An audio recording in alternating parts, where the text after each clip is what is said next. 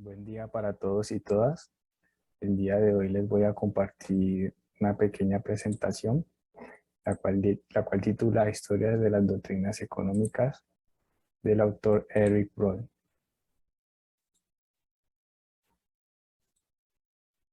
Para esta pequeña presentación haremos énfasis en el primer capítulo, el cual titula Los principios. Me presento, mi nombre es Carlos Humberto Rivera Giraldo, soy estudiante de Ingeniería Ambiental de la Universidad Nacional y este video va asignado hacia la asignatura, valga la redundancia, modelos de desarrollo económico. Bueno, para el primer capítulo, los principios, haremos énfasis en los 4 subtemas. El primero, el Antiguo Testamento. El segundo, Grecia, Platón y Aristóteles. El tercero, el Imperio Romano y el cristianismo. Y por último, el cuarto, la Edad Media y el derecho canónico.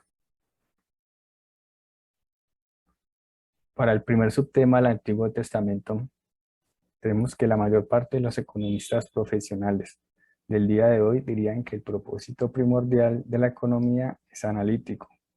Esto es descubrir lo que es. En otras palabras, lo que interesa a los economistas es establecer los principios que rigen el funcionamiento del sistema económico. Se dice algunas veces que la economía puede llegar a ser tan exacta y universalmente válida como las ciencias físicas. Esto implica la negación de su naturaleza esencialmente social e histórica. Sin embargo, estas opiniones se formulan únicamente en ocasiones donde el individuo utiliza ciertas metodologías, las cuales no parecen afectar el alcance de la mayor parte de las obras de los individuos en las escuelas del pensamiento. La amplia estructura social de la economía actual se tomó como algo dado. La propiedad privada, la iniciativa y el intercambio de privados, la economía de mercado, en suma, la producción capitalista del suelo, fue las que crecieron en los principales conceptos. El capital, el trabajo, el valor, el precio, la oferta, la demanda, la renta, el interés, la utilidad o ganancia, son los elementos del sistema y por lo tanto de su análisis histórico. Es de todo cierto que el volumen total de la teoría económica en cualquier sentido moderno que se encuentre en los escritos de los filósofos griegos, por ejemplo, es muy pequeño. Solo podríamos haber esperado pequeños anuncios de carácter económico en el sentido actual de la palabra. En la sociedad en la que vivieron algunos filósofos, hubieron existido algunas de las condiciones económicas de nuestra sociedad.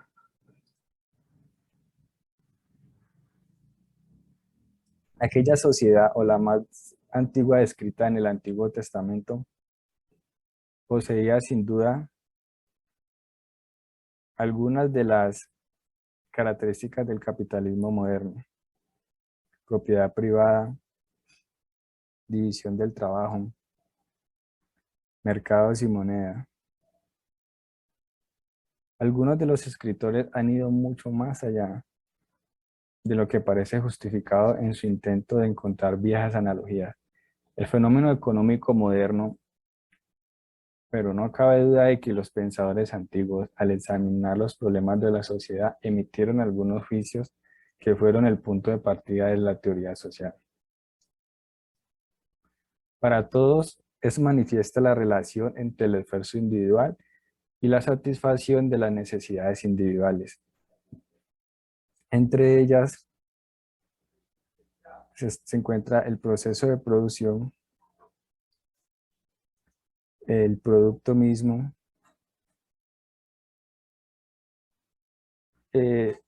todos estos están dados bajo el control del individuo, por lo que es necesaria alguna teoría social o económica compleja.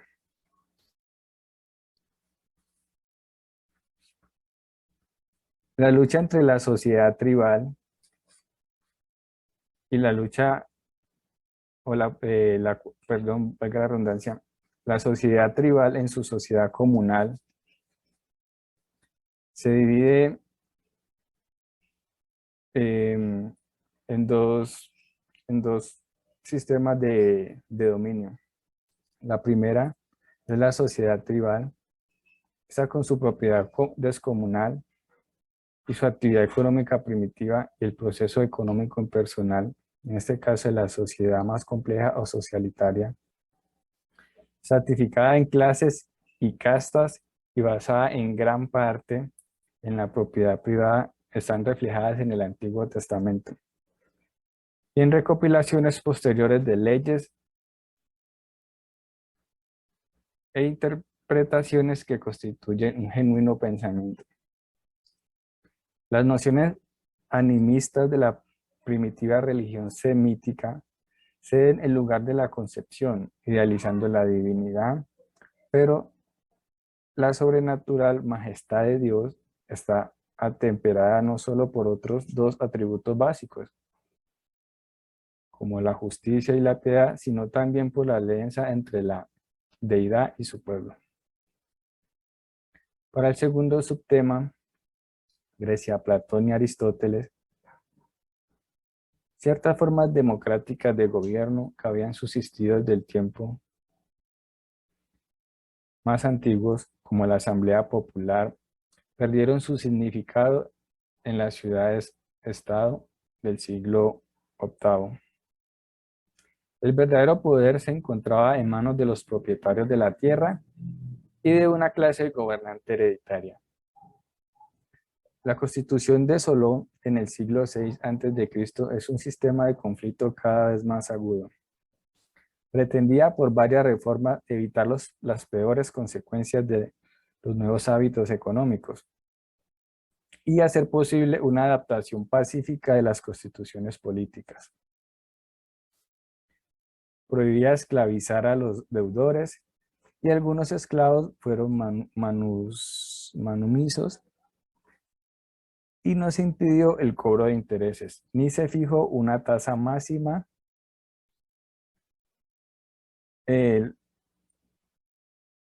para algunos deudores morosos en este caso. Se modificó el mecanismo del gobierno, dividiendo a los ciudadanos libres en 4 clases, según la propiedad que poseían. Aunque todos los ciudadanos tenían derecho a votar en la Asamblea Popular, con lo cual conservaban la facultad decisiva del gobierno, los cargos públicos quedaron reservados para los propietarios. No tuvieron éxito duradero estas ingeniosas reformas, que trataron de combinar una constitución aristocrática con una democrática y que afianzaban el gobierno de propietarios al mismo tiempo que restringían ciertos derechos de propiedad. El gobierno de los tiranos, tales como Pisístrato de Atenas y particularmente la constitución democrática de Clístenes en el 509 a.C., parecieron quebrantar al poder de la aristocracia, al menos en Atenas. El desarrollo de su comercio y la amenaza de los persas hicieron que la democracia ateniense fuera con Temístocles, protagonista de un imperialismo helénico, todavía se basaba en el poder económico de la clase comercial. Pero se hizo agresivo, nacionalista y contrario a volver a condiciones en las cuales había una estrecha relación entre ciudad y estado. La filosofía griega dio su mayor contribución al pensamiento social. En la última parte de este largo periodo de transformación violenta. La teoría política griega nació de un conflicto social análogo, al que había levantado la protesta de los profetas hebreos. Se inspiró también en el descontento y se interesó en la reforma social, pero sí creció y careció del fervor revolucionario de algunos profetas. Hizo un análisis mucho más penetrante de su propiedad, sociedad que todo lo que puede hallarse en la Biblia o en muchos centenares de años después de la civilización griega. Cronológicamente, fue Platón el primero que intentó hacer una exposición sistemática de los principios de la sociedad y del origen del Estado-nación.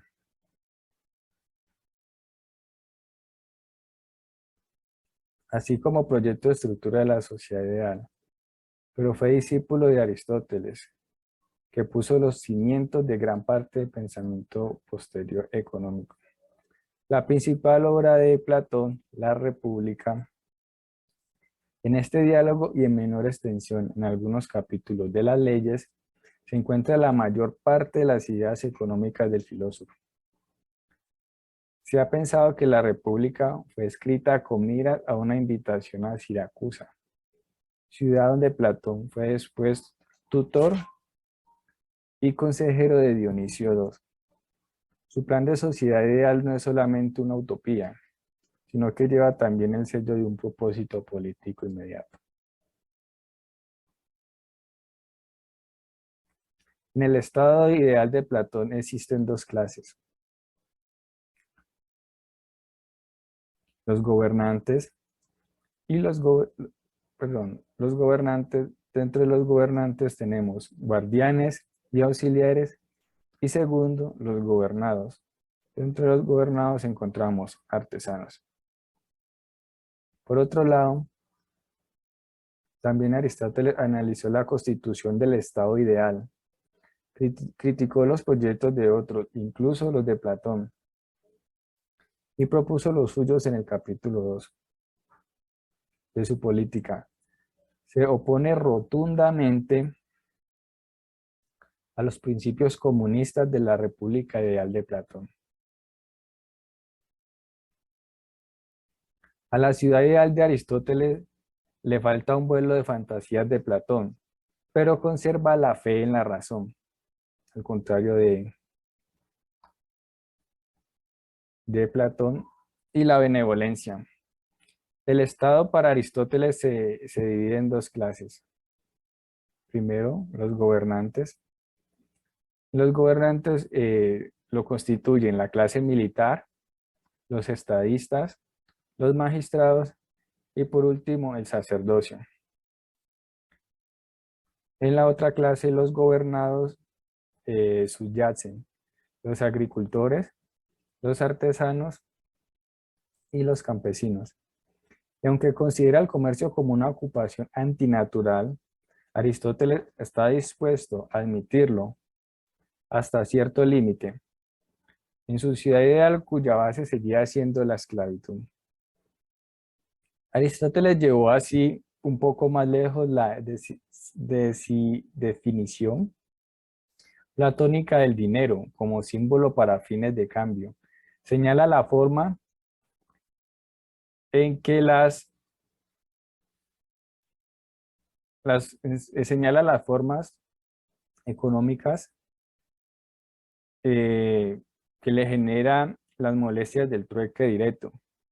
Dice que estas condujeron el desarrollo del cambio indirecto, como la moneda reemplazó a la medición por el tamaño y el peso, y cómo nació el comercio por el comercio mismo, o sea, un afán de adquirir dinero en dichas sociedades.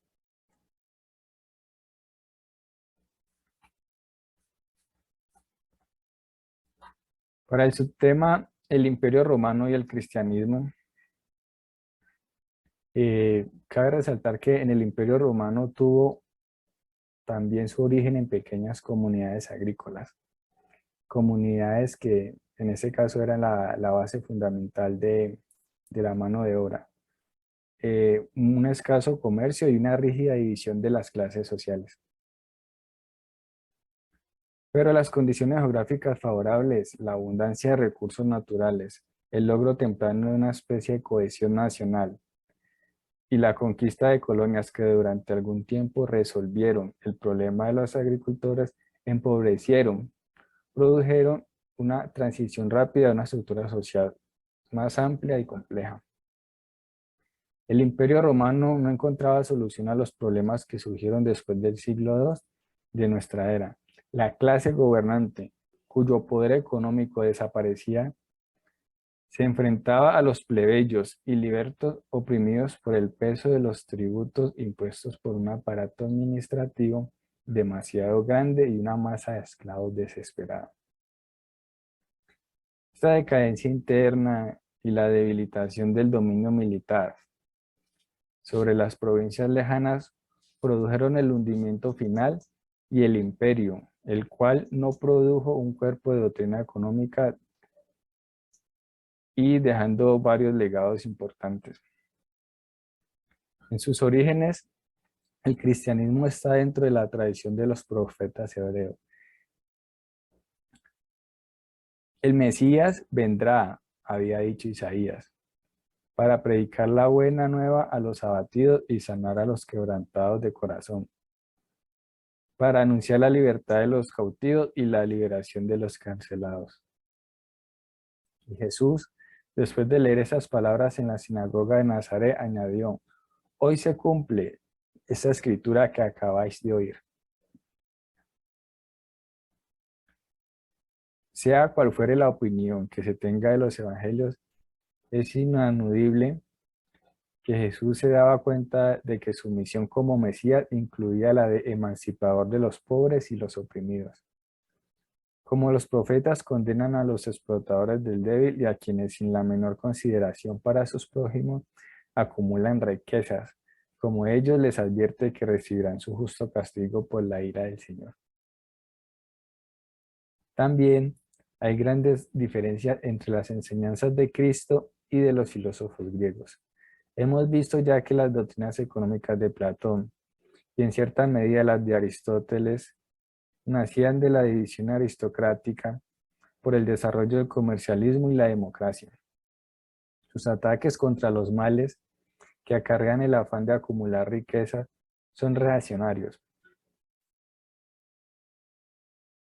Esto va de la mano de la acumulación de grandes riquezas y gran parte de esas diferencias se miran hacia atrás y el Cristo mira hacia adelante, lo cual generaba una gran controversia, pues exige un cambio total con las relaciones humanas.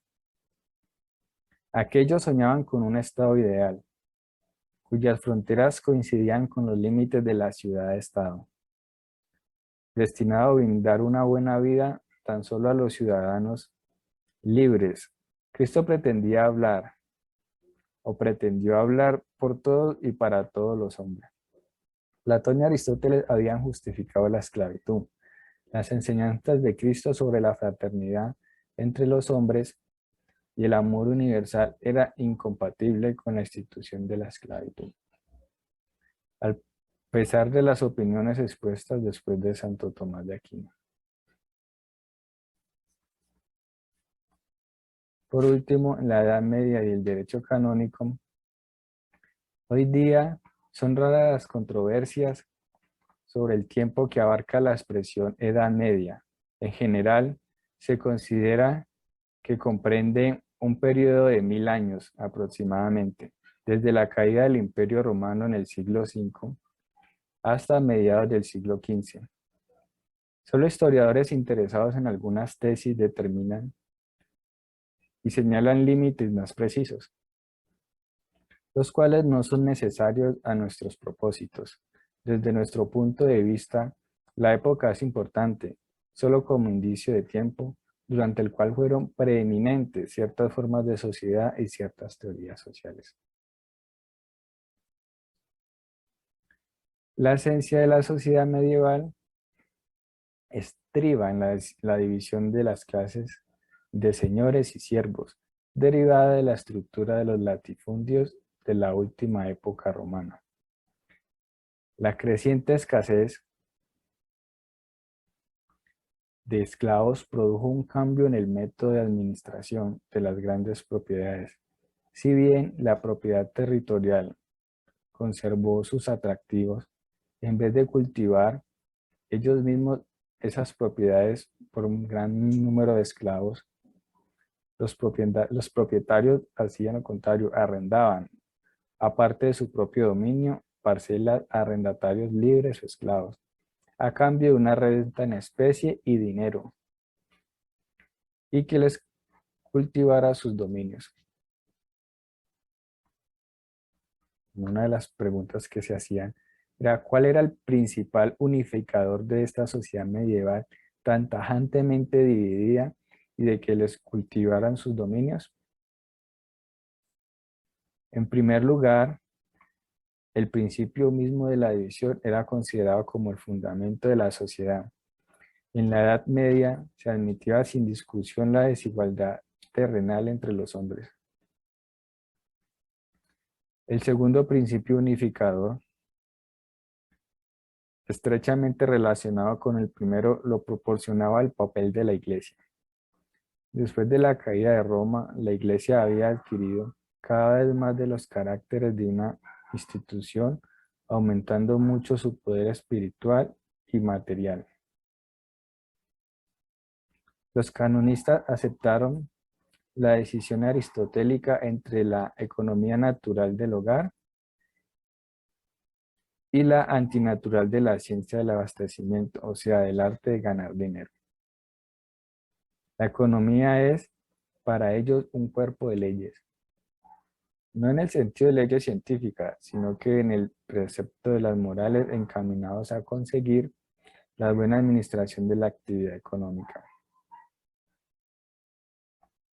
El debilitamiento de la rigidez del dogma canónico es aún más notable en el caso del otro de sus principales preceptos económicos, el relativo a la usura. Las enseñanzas de Cristo en este punto son absolutamente inequívocas. Aunque el único precepto que aparece en los evangelios se interpreta de diversas maneras, ni siquiera la falta de la condenación específica puede alterar el hecho en que el enriquecimiento mediante el préstamo de dinero era considerado como la peor forma de obtener ganancias. La Iglesia era la única que recibía grandes cantidades de dinero en una época en que los atributos feudales a los señores y a los reyes se pagaban, todavía principalmente en especie. Cuando se prestaba dinero, por lo general era a personas necesitadas y con fines de consumo. En el capítulo 2, el cual titula El capitalismo comercial y su teoría. Y de este subyacen 4 subtemas. El primero, la decadencia del escolasticismo. Segundo, características del mercantilismo. Tercero, mercantilismo y metalismo. Y cuarta y última, de la biografía y historia de Thomas More. Bueno, para el primer subtema, que es la decadencia del escolasticismo. El escolasticismo engloba una doctrina propia de los eruditos eclesiásticos medievales desde el siglo IX hasta principios del siglo XV. La palabra escolasticismo, o qué fue la escolástica, se utilizó para referirse al sistema filosófico y teológico, ¿verdad?, el cual buscaba reconciliar la fe y la razón, para demostrar que lo que se aceptaba por fe estaba en armonía con lo que se podía aprender por la razón. A principios del siglo XII, una controversia importante, y se planteaban algunos universales, ¿qué constituye lo que es real? Lo cual provocó 2 posturas diferentes, dependiendo de la escuela a la cual pertenecía. Por un lado, en la escuela que apoyaban los escolásticos realistas, que asumieron la posición de que los objetos individuales que percibimos con nuestros sentidos no son reales, mientras que en la escuela que estaba aparte de Aristóteles, o sea, los que apoyaban a Aristóteles, creían que solo los objetos individuales eran reales y pensaban que la verdad solo podría descubrirse examinando los objetos reales. A finales del siglo XIII y a principios del siglo XV, la escolástica propiamente dicha entró en declive, pero ello no significó que la totalidad del pensamiento filosófico hiciera crisis. Esta fue exclusiva del pensamiento escolástico. En el siglo XIV, la revelación comenzó a perder su dominio sobre el campo del conocimiento.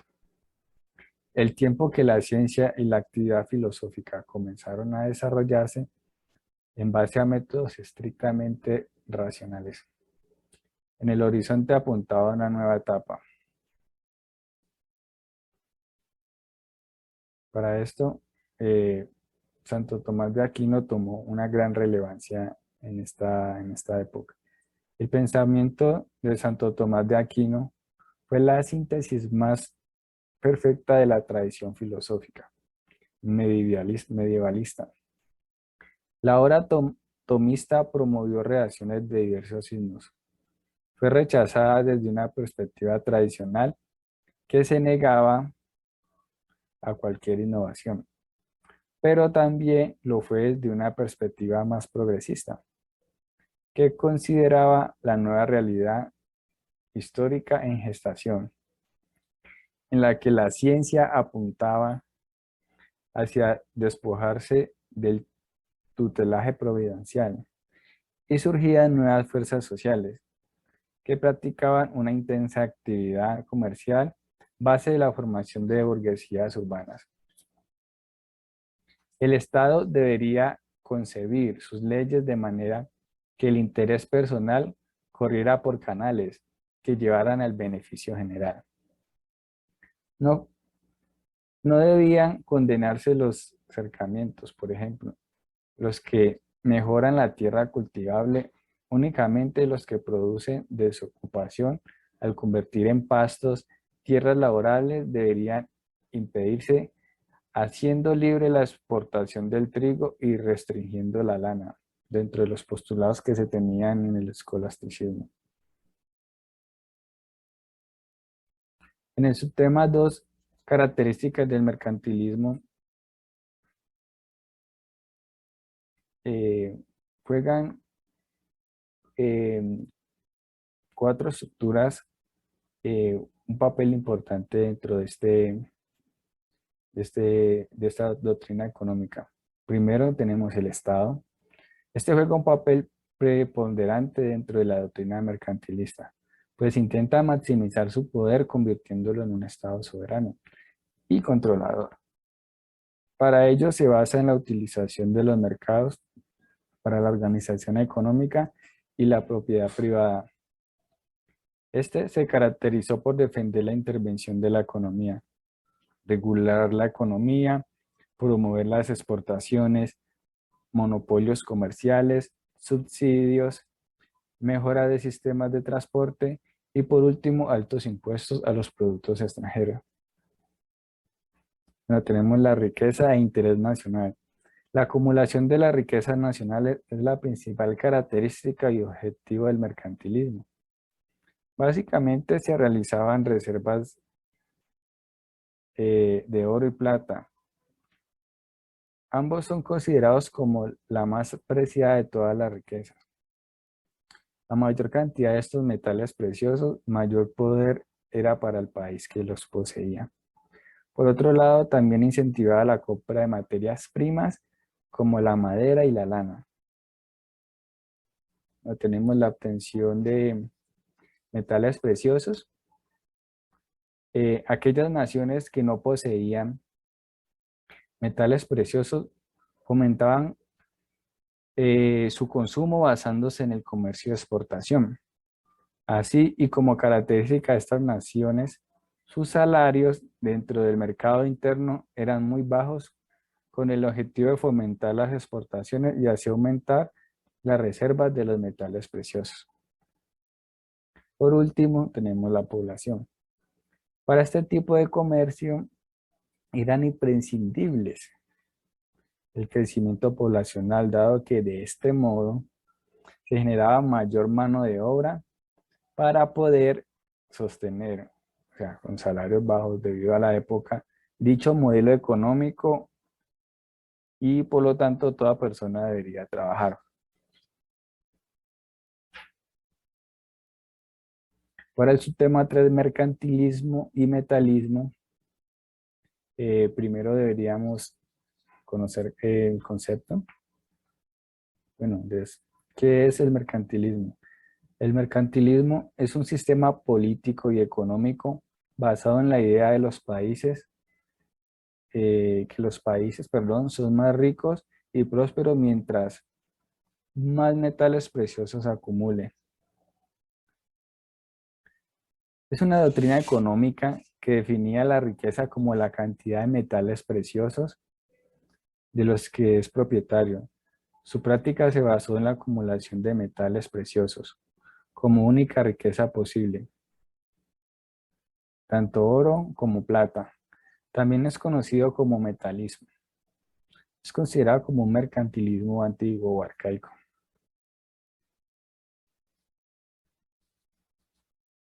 Entonces, quien poseía la época en la Edad Media gran acumulación, atesoración de estos metales preciosos, se decía que la nación iba a ser próspera.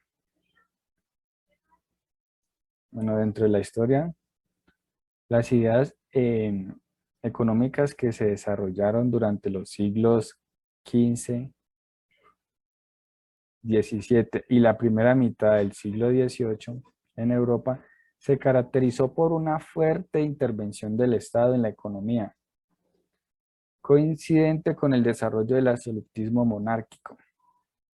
Las características de esta doctrina económica están sujetas a comercio exterior, aumento de las exportaciones, balanza comercial y por último, industria nacional. Dentro de las ideas que más se destacan de la lectura podemos encontrar lo que distingue a los mercantilistas, que han sido llamados metalistas, de todos los demás es la diferencia de opinión acerca de mejor medio de alcanzar el fin, que todos ellos deseaban, o sea, el enriquecimiento del país por el aumento de su tesoro.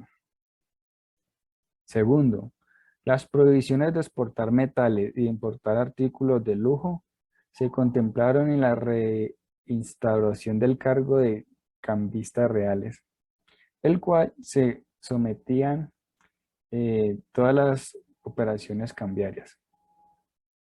Tercero, eh, Gerald Malnes estableció una distinción entre interés y usura. Cuarta, la ley de Gresham acertó a realizar un estudio claro de las próximas causas de los movimientos del oro. Quinta y última, Misselden y Thomas Moon llevaron los argumentos de los metalistas hasta explicar las causas últimas de los movimientos de los metales. Eh, Cabe resaltar que las prácticas del mercantilismo perdieron relevancia durante el siglo XVIII, cuando las ideas y nuevas prácticas económicas del liberalismo se expandieron rápidamente por toda Europa y le quitaron el protagonismo a esta doctrina económica. Algunos representantes de esta doctrina los encabeza Thomas Moon y Jean-Baptiste Colbert.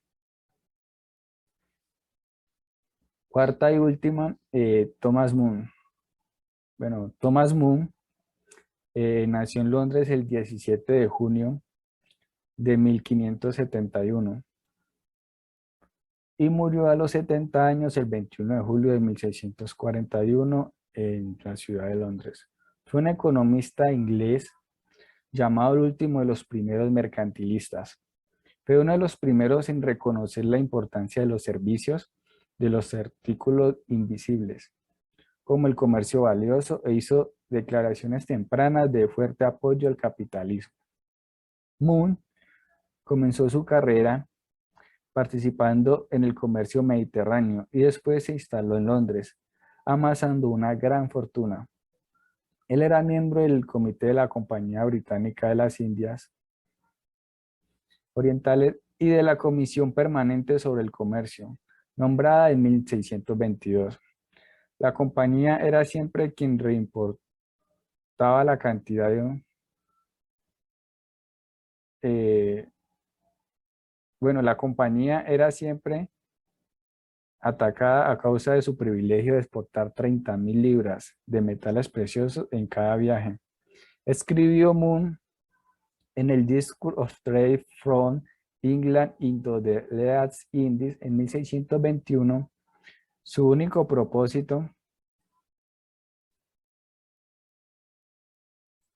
propósito era exculpar a la compañía. Su único propósito era exculpar a la Compañía de las Indias Orientales de la acusación de que estaba sacando numerosos erarios del país. Y su defensa dijo Moon, que dicho comercio atraía hacia el país numerosas riquezas. Señaló que no exportaba, señaló Moon que no exportaba todo el metálico o que estaba autorizada, que había abaratado el comercio con la India, suprimiendo los intermediarios turcos, y que introducía materias primas para las manufacturas inglesas. Para su principal argumento en favor de la compañía era que sus reexportaciones le permitían devolver al país todo el metálico como el que él había exportado y más aún. Moon escribió en 1630 su libro England Treasure by Foreign Trade y lo publicó póstumamente su hijo en 1664. En esta obra se encuentra la expresión más plena de las ideas del capitalismo comercial. Y al comerciante se le asigna un lugar muy elevado en la comunidad. Se dan preceptos para perfeccionar al comerciante y se le señala al comercio exterior como el medio para enriquecer a un país. Quizá fue esto lo que llevó a Adam Smith a citar equivocadamente el libro de Thomas Moon. El periodo de Moon como director de la Compañía de las Indias Orientales coincidió con una escasez de plata en Inglaterra y fue llamado para defenderla de la empresa de exportar grandes cantidades de plata. Mientras Moon a menudo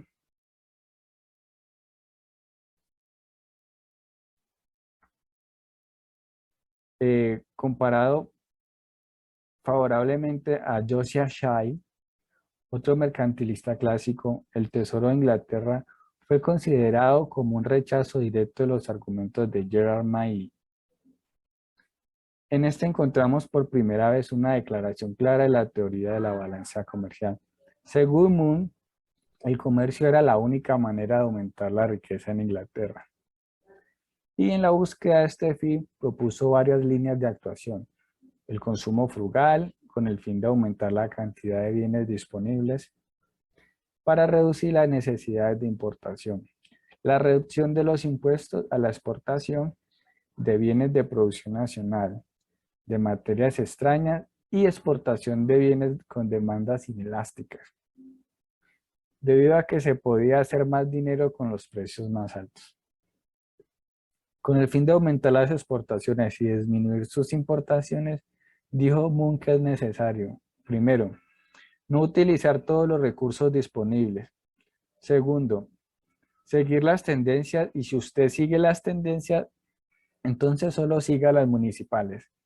Tercero, importar a través de sus propios medios. Cuarta, si es demasiado caro para comprar localmente, entonces la gente no va a comprar en otro lugar. En cambio, comprarán más y sus riquezas disminuirán. Bueno, muchísimas gracias.